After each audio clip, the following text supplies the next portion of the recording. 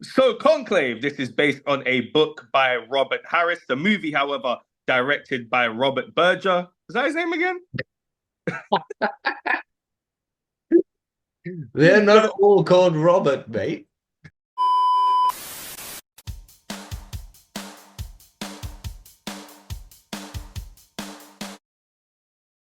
hello, everyone. Welcome to No Drama, Just Movies. And we are back this week with another review. Hit that subscribe button to stay tuned with all the content that we release each and every week in the world of TV and movies. My name is Cameron.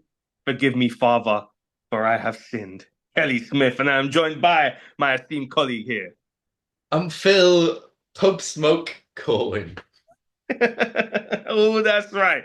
That's right. And if you haven't known by now, if you haven't guessed by now, we are taking a trip to the church, more specifically the Vatican, because we are here to review none other than Conclave. So this is a movie that I don't feel like a ton of people have been talking about, but I think that it is worth talking about. So for anyone who isn't aware, if you haven't seen the trailer, essentially the general gist of this movie, my colleague will probably do a better job, but essentially the general gist of this movie is that the movie begins with the current Pope dying, and as a result, now the Cardinal that he's left in place to guide along the new conclave, that being the selection of the next Pope. That's essentially what we're following through this movie, the selection of a new Pope and all the kind of Game of Thrones isms that takes place along the way in terms of, different political, dare I say factions, or at least different Hmm. political, political politics There's that goes on within secrets, the church. secrets uncovered, and yeah. Yeah, I mean, we're doing a great job at selling this movie.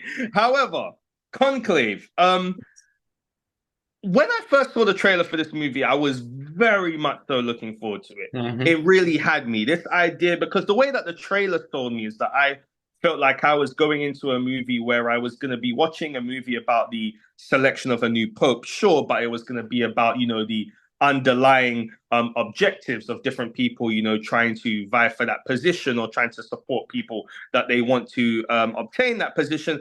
But I also had the impression that it was going to delve into a bit of the secrets of the church. And when I say secrets, some of the well-known scandals and news stories that we've heard over the decades about the church, obviously about certain things, whether it be to things in terms of, sexual abuse to young kids or different things that we tried to cover up. And I thought that we was going to get more of that. Seeing this movie, however, we did not go too much into the scandal element, which I was No. actually hoping we would. However, I still think that there is an interesting movie here. What say you? To be fair, there were some going into scandals, but it was more individual scandals of the people up for election as the new pope. Um, so I kind of appreciated that. I don't think it was a film that wanted to talk about abuse. Um, I think it was just focused on that, electing a new pope, and who are these people that stand up to be elected. And on that note, I think I wanted a little bit more about who these people were. Like for me, it actually felt a little bit boring because we didn't get a chance to get to know these people, and I didn't know what happens if this person becomes pope. Like, what does that mean for the church going forward? What does it mean if this person becomes pope over that other person? So there was no ruling for any one person or any one cardinal to become the next pope, and so there wasn't enough tension, I guess, there.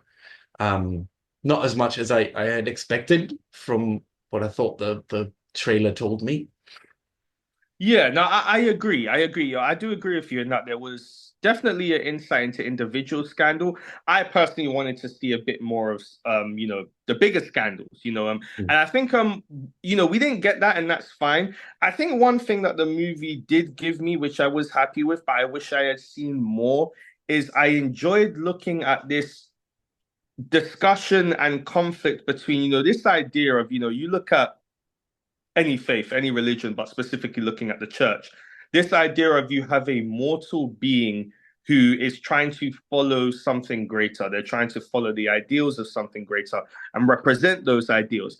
And I did like the discussion, the exploration sometimes with some of the characters. For example, even with the main character, Ray Fiennes, who plays Cardinal Lawrence. But this idea of to times where there is a wavering of faith. These are guys who you look at the church, and I think there's this idea that you're from the outside, especially from a media perspective, that these people are meant to represent themselves and uphold themselves in a way that is representative of what they stand for, that being, not to say the perfect human being, but I think that there's a lot of people who put pressure on them to be that.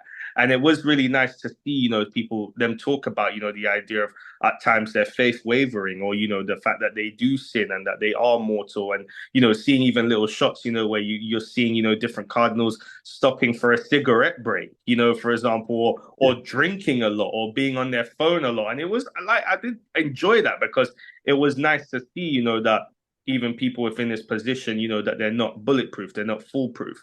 And I think that beings, right? They're exactly with flaws and everything, or like exactly. No, and no, you're right. You're right, and I think that's a thing that I did like about the movie, and I would have liked to explore that more, because then I do think that does delve deeply, especially into the scandals with the church over the years. Obviously, we've had some very recently, and so I would have loved to have seen that. I did feel that Ray Fiennes gave a great performance. It was really like. He was awesome to watch. Like Stanley Tucci, I thought also gave a great performance as well. This movie had a good score too. Like sometimes it does feel like you're almost watching like a mystery thriller, which I think is almost at times I feel like what they were trying to go for in a way. Yes, I think it's meant to be a mystery thriller. With all these things, and he's I think Cardinal Lawrence is supposed to be the detective who uncovers all these different like things about the candidates, but I just didn't go as deep into it.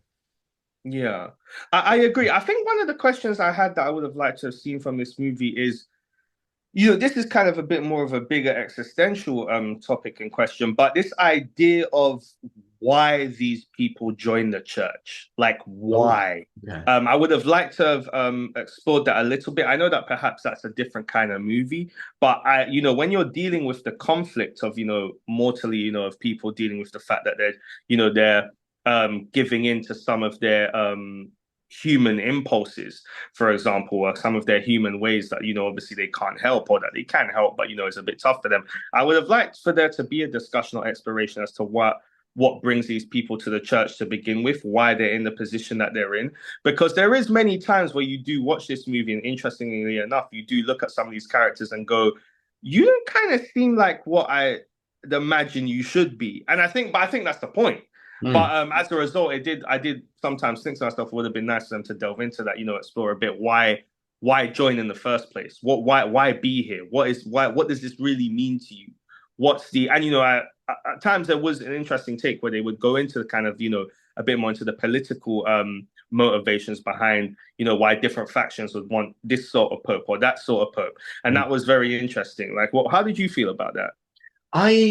Yeah, you brought it up, the political. Like it's very much I was reminded of the recent US election. Because it was a lot of like how many chances do I have to actually win this? And if I can't win this, if I don't have the votes, okay, I need to now get my my followers to vote for someone else. But who's that going to be? Who's going to be like the best leader in my eyes? And who do I sell to my people? So I really enjoyed that part of the film. I think just that whole like what goes on in this political side of voting for a new pope, right? There's obviously the religious side of like how holy are you and how faithful to God and to the church, but there's also that political bit, right? Who do I like? Who do I want to lead this us going forward? So yeah, I think that was part of the like a bit more tense moments, I think. Yeah, I enjoyed that. Yeah, no, I agree. I mean, I think one thing I want to ask, is obviously, the one of the the crux of this movie, the thing that starts to really kick it into gear is the fact that Cardinal Lawrence uncovers this dare I say, conspiracy that the former Pope essentially came to realize, supposedly that Tremblay was ideally, politicking his way by bribing certain cardinals and, causing a whole lot of drama and mess. And that, what we're told, or at least what Cardinal Lawrence is told, is that the former Pope actually, in at least church law, should we say, fired Tremblay essentially. But Tremblay is denying that that happened, and now that the Pope has died, it seems like he's playing the game as well.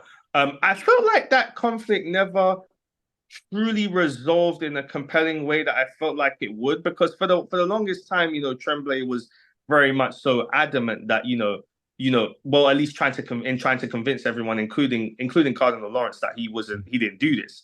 And obviously, Cardinal Lawrence prints off along with the sister. I forgot her name, but Agnes, prints off. Sister Is that Agnes, her name? Agnes. Isabella Yeah, sister Rossellini. Agnes. Yeah. Yeah. Prints off obviously. Photocopies the documents that Cardinal Lawrence finds in the Pope's room, in the late Pope's room, and obviously uses that to kind of show to everyone. But I felt like that resolved pretty quickly. Yeah. Well, what did you think of that? Do you think like that hit as well as you thought it was going to? I I did want a little bit more of that because, like, I read the IMDb synopsis, and it sounds like this scandal was a lot bigger, or it made it sound like this, like, shakes the Vatican and the Yeah. church. And I was thinking, like, from that, like, what happened? Oh my God. But here it was just, oh yeah, he paid some people. And it didn't have Yeah. the impact. I think that's what will be looking for. Since you mentioned that moment, though, I did like Isabella Rossellini's moment of Sister Agnes when she speaks up and actually corroborates the Mm. story. And she does this little curtsy at the end, which was quite funny. Yeah. Kind of like a mic drop moment for her. But yeah, like you, I did want more just from that conflict as well, and just like what does that mean for the Vatican, for the church, for the cardinals? So like, yeah, just more. It did feel like it petered out a bit. Yeah, I agree. I mean, is there anything else you want to add on this movie before I want to chuck a question at you? Essentially, I like the idea that all the candidates had something. Again, going back to this mystery Yeah. thriller kind of idea, like, in Agatha Christie, everyone has something to hide. Even if sometimes it's a good thing or sometimes it's a bad thing, but not that they're the murderer. So I enjoyed these kind of, like, everyone has a secret parts. And yeah, it was a good ending, I think. And I'm assuming the ending meant that he remained the Pope. Benitez remained the Pope. Yeah, because that ending shot is quite interesting. I think it's an interesting shot to end with. Like with Cardinal Lawrence looking out the bedroom window and seeing some of the nuns come out from what we gather was a room where the Pope is. It's Yeah. quite kind of confusing. I didn't quite understand that final shot. But the question I want to then lead with now Mm. is, what is this movie trying to say? I have no idea. I have absolutely no idea what the message was, other than everyone has something to hide or something. Yeah, I really don't know. I didn't get, like, what. Again, I think if we had known who these people were, that was my biggest sticking point, I think. But if we had known, we could have gone, oh, so by voting that person as the new pope, you basically making a statement, right? Um, but because I think that intersex thing didn't come out till after they voted for him as pope, it didn't really, that statement wasn't there. So I don't know what the film was trying to say, and I don't know if we're the right audience for it, because like I'm sure there's a lot of people who get it, and who enjoy this film and like think that it is that thrill ride, that it's supposed to be. But maybe we're just like missing a key thing here that would open this whole thing up to us. But yeah, what did you think? Well, I mean, we should obviously, disclaimer that this movie is based on a book. I mean, a big part of this movie, and I think that the message that they're at least trying to play with is this idea of the state of the church currently right now, in the sense of what the meaning and the place that the church has, and this idea of, can the church move towards more of a progressive future, or if obviously they're stuck still more in their traditional ways, or the battle between the two.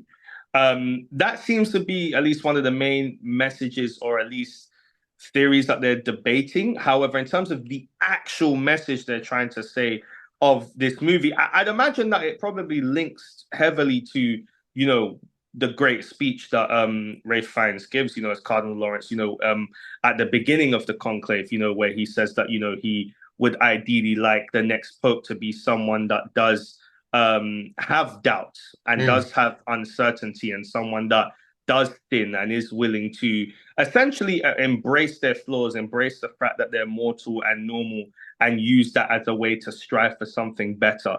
And I feel like the message lies in that speech, and it is very beautifully done.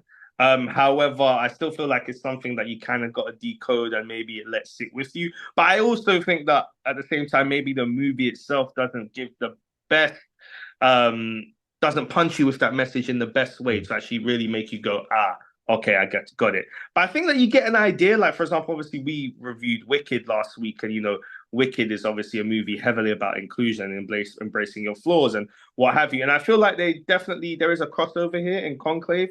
However, with obviously a bigger exploration, that being obviously a part of the church. Can we have some singing witches in the Vatican, please? Well, a singing pope. Well, then again, they do sing during mass, so too. It's just not as captivating as Defying Gravity or something. Yeah, or as good looking as Ariana Grande, but depends what floats your boat, But anything else you'd like to add finally before we give our IC review score? No, I think we can go to the ICs. Oh, that's right. We've reached that part of the review where we give our score out of 10, but not just any score out of 10. We give it a IC review score out of 10. Vic, rest in peace. We love you. Oz, we're coming for you. However, Conclave, how many ICs will you be giving this movie out of 10?